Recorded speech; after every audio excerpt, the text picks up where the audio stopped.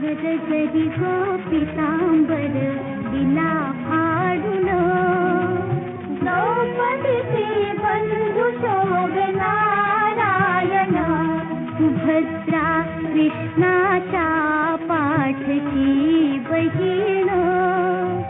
विचाराया गेले नारद म्हणून,